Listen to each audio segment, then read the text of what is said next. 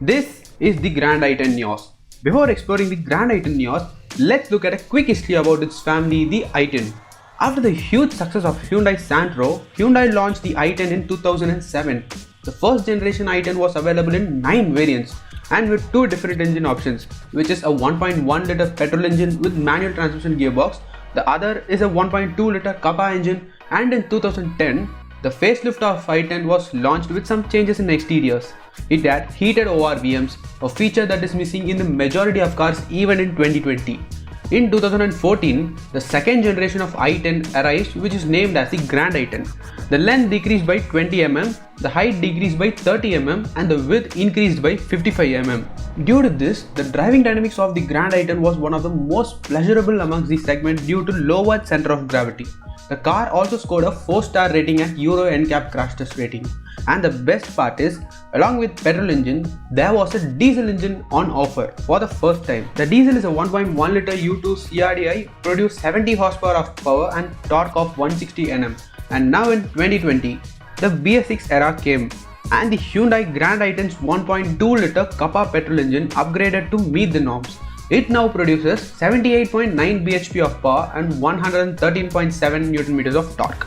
The diesel engine was not able to make it to the new era, and now the Grand i10 has got a sibling, which is this Grand i10 Nios, and this is the car we are going to experience in today's video. Before getting into video, we need your support, and to show your support, as always, please do subscribe to Bumper to Bumper channel and click that bell icon to get featured on regular automotive contents, and follow us on Instagram to never miss any updates. First, let's know about the spec of the Grand i10 Nios.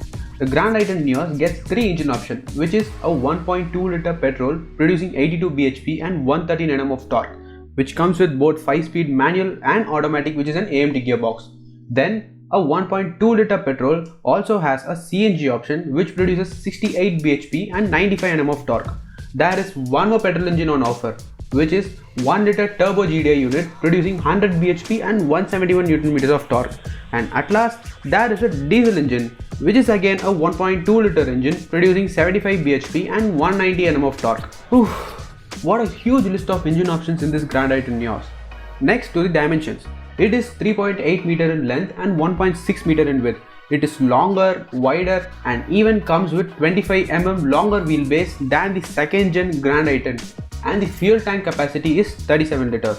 And the expected fuel efficiency for petrol can give around between 12 to 16 km per liter, and for diesel it can give around between 16 to 22 km per liter, which depends on your driving and maintenance. The CNG variant can also give much more efficiency compared to petrol, but there are some downfalls of CNG like limited availability CNG stations, reduced storage space on your boot, underpowered performance. In the longer run, it can also lead problems with your fuel injectors and much more. And now let's move on with the exterior design and equipments list. First of all, Nios means more in Irish, which means more than everything from the Grand i10. Let's check it out that. This Grand i10 Nios looks young and modern. There is no meaning in giving my own perspective in terms of looks. So let us know in comment section about your views about the looks of the car. Now at the front, the radiator grille is huge and dominating with small LED DRLs at both ends. The headlamps gets projector setup headlamps, and the fog lamps also got those projector kind of setup.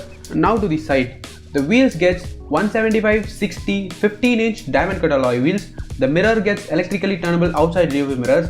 You also get chrome door handles, black slash tape on the B pillar. It also gets non-functional roof rails and a shark fin antenna, and a G-i10 badging which is extending to the rear. And now to the rear, it reminds me of the Tata Tiago when looking the rear design. The tail lamp gets a normal halogen lights.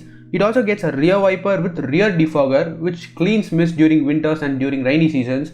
It also gets reverse parking camera along with reverse parking sensors, straight chrome strip at the bottom and the bottom skid plate. And the i10 Nios is the first in segment to get a projector setup fog lamps, emergency stop signal, and the shark fin antenna. Great. On to the interior. First thing to note, the interior is well themed with a kind of a semi-fabric grey seat upholstery which adds premiumness to the cabin, but it is also prone to get dirty due to light color. Driver seat also gets height adjustable. The quality levels are good, and the steering gets a leather wrap with steering control buttons for voice commands, audio and modes. The steering also gets a height adjustable. The instrument cluster gets an analog tachometers and a digital speedometer. Comes with multi-information display which shows range information, real-time fuel economy, temperature, time and fuel gauge meter. It also gets a push-start button system. Now to the center console, the infotainment system here gets a 20.25cm touchscreen display with smartphone navigation, which obviously has Android Auto, Apple CarPlay, Akamai sound system, and the quality of physical control buttons is also very good. This also has another cool feature, which is the driver rear view monitor, and the layout of the instrument display and the infotainment system comes with a one single layout like the one in Mercedes cars. Tiago on outside and Mercedes on inside. Jokes apart, the air conditioning gets auto climate control with eco coating technology. Overall, the dashboard looks so sporty and young.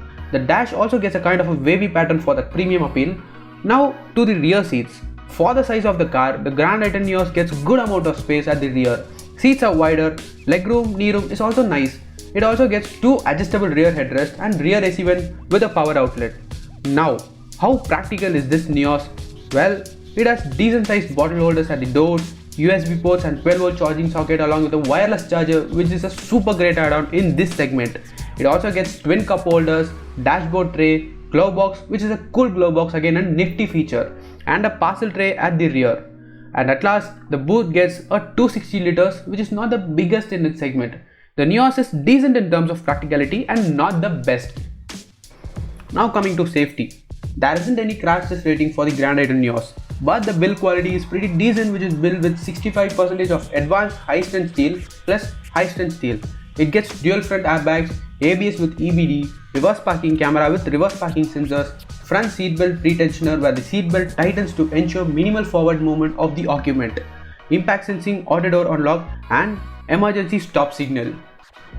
Now let's take a look at the variants on offer. The Grand i10 Nios is offered in 5 variants, and coming one by one, the one we saw is the top of the line Asta trim, and next is the Turbo Sportz. Compared to Asta, it gets black interior with red inserts inside the cabin, no chrome door handles, no engine push start button, no cooled glove box, no rear wiper and no adjustable rear headrest. It also gets dual tone color option.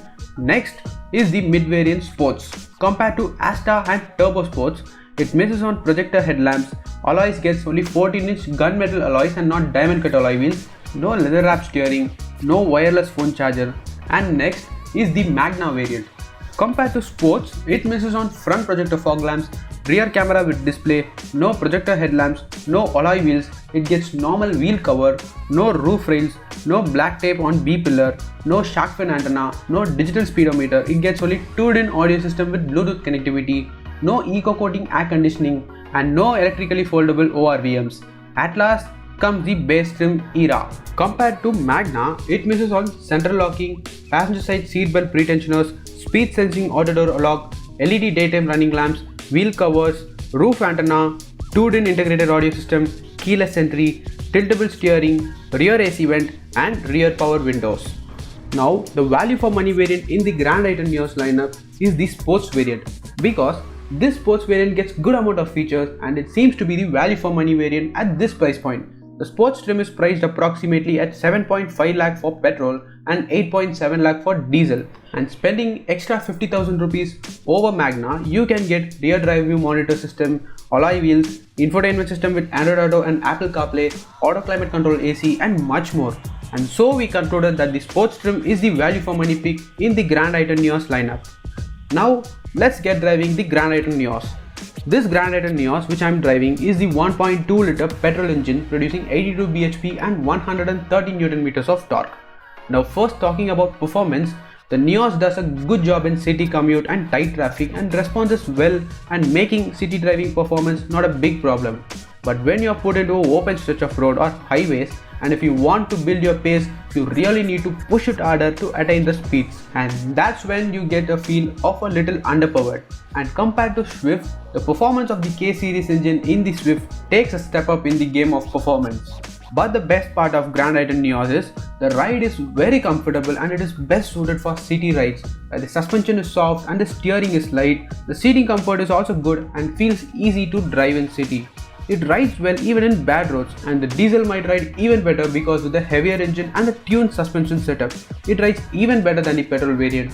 The Grand i10 Nios isn't a car which is meant to be pushed harder nor a fun to drive element, but it is rather a comfortable, peaceful and a decent cruisable family car.